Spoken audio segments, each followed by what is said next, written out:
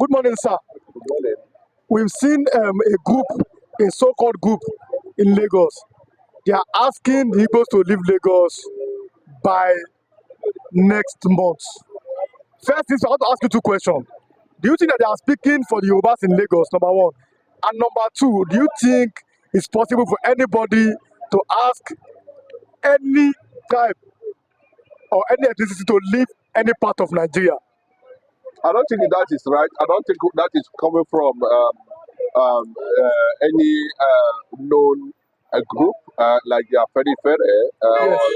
Those are the people who can be able to make that kind of statement. Or coming from somebody like Gani Adams, that's when we know it has a weight. Or coming from other reputable, learned, exposed Yoruba leaders. But you see, these, mushroom Asurok rats like Bayo Nonuga, I think those are his people who are trying to lay claim on Lagos and trying to make unnecessary statements, But what baffles a lot of Nigerians, both those home and abroad, is that none of the, apart from some northerners who has called Tinubu to order or possibly sack Bayo Ononuga for inciting, ethnic sentiment,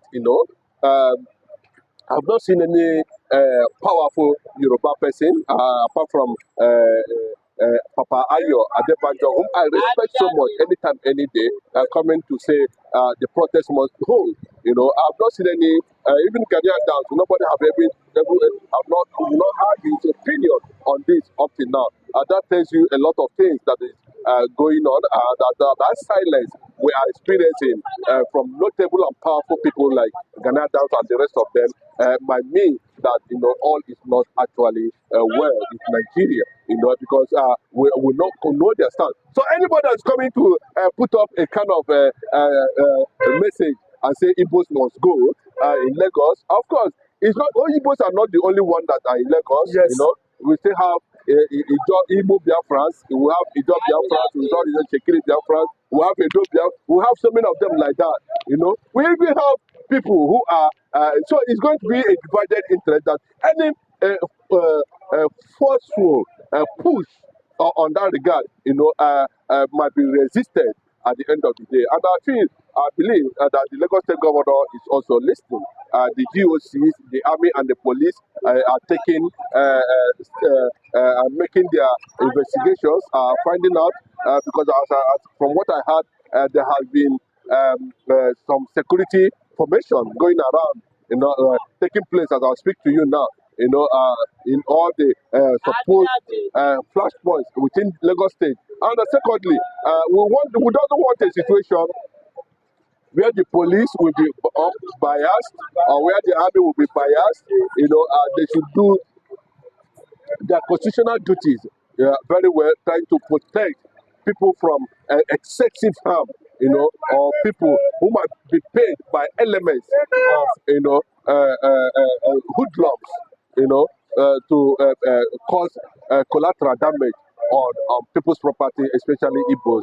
And that was why Igbos has come out to say we are not going to be part of this protest because we understand the sentiment that's already been created by the presidency talking about Bayo Ononuga, trying to heap the blame of this hunger protest on Igbos. Maybe they are still very. It's still very difficult for them to understand how Dagaba lost Lagos in the last election, and how obedient were able to take over Lagos State. They are still, have not come out from that reality. But the fact is this: everybody is hungry. The hunger is a national protest. It's not no region or no tribe to be called out at the end of the day. I think Yoruba leaders should be able to, put certain things in check, and also caution irrelevant organizations who has come out to make that kind of statement.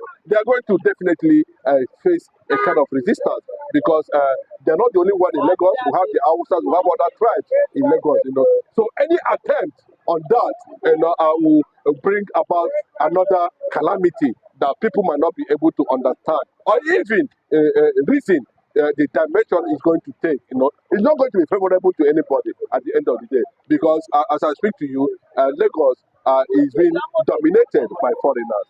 Yes. And I'm asking a question. Why does it seem to be like only the Igbos are always the target? There's any like a protest and everything. We've seen different people come for protest. Omoyele Sowore is a Yoruba man. We've seen an Hausa man.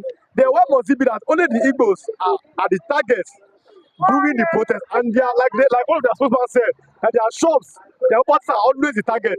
What do you think is the way forward for the Igbos? We have studied the conspicuous and conspiracy theory that has been played out recently, and that was very glaring. Even though there are a lot of people, from the southwest, from the east, from the north, who had sympathy, why Igbo should be kept aside from national cake in this country, or even from being presidency, having enjoying that presidency for one day or for one time or thereabout. And that was what gave Obi that sympathy vote at the end of the day, because Igbos over time has proven, they have what it takes, to advance to any level. They will have what it takes to transform. They have what it takes to illuminate. They will have what it takes to light up. They have the DNA is in DNA. Leadership is in their DNA. Yes.